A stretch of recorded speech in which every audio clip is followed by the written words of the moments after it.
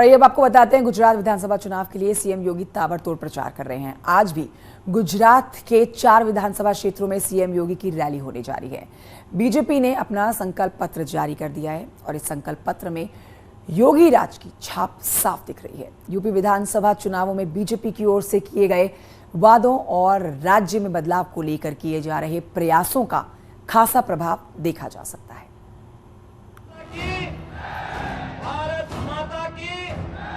जय जय द्वारिकाधीश।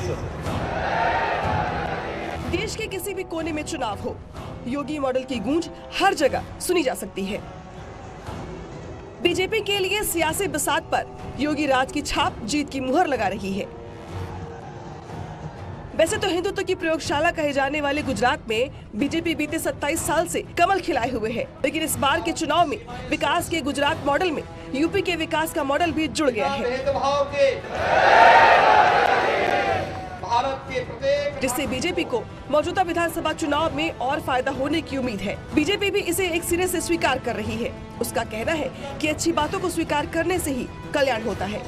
ऋग्वेद ये सिखाता है कि कहीं से भी कल्याणकारी विचार अगर आ रहे हैं तो उनको स्वीकार करना चाहिए। ये भारत की वैदिक परंपरा से हमने सीखा है।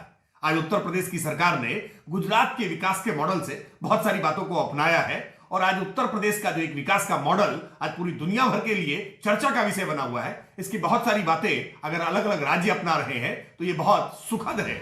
गुजरात विधानसभा चुनाव के लिए पीएम मोदी और गृह मंत्री अमित शाह के बाद यूपी के सीएम योगी आदित्यनाथ बीजेपी के प्रमुख स्टार प्रचारक हैं। योगी ने अपने भाषणों में भी विकास और हिंदुत्व को ही पेश किया है। मुझे याद है 1990 में इसी भगवान सोमनाथ का आशीर्वाद लेकर के अयोध्या तक की रथ यात्रा प्रारंभ हुई थी।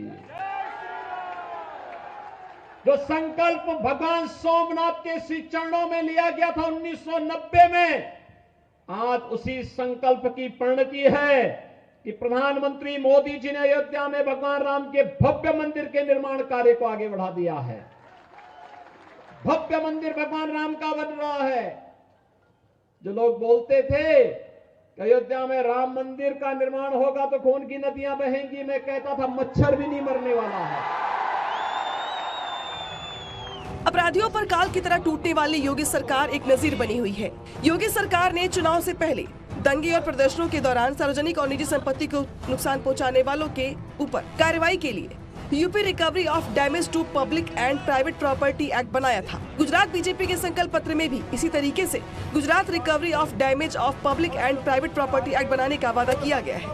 जिस तरह योगी जी 2022 के विधानसभा चुनाव में ढेर सारे आर्थिक, राजनीतिक, धार्मिक पहलुओं को समेटते हुए चुनावी एजेंडा तय किया, अपना संकल्प पत्र जाहिर किया, कुछ इसी तरह से गुजरात में भी भारतीय जनता पार्टी ने अपना संकल्प जाहिर किया है। यानी उसका सीधा मानना है कि योगी मॉडल के जरिए भारत के किसी भी राज्य में भारतीय जनता पार्टी को सत्ता में काबिज कराया जा सकता है।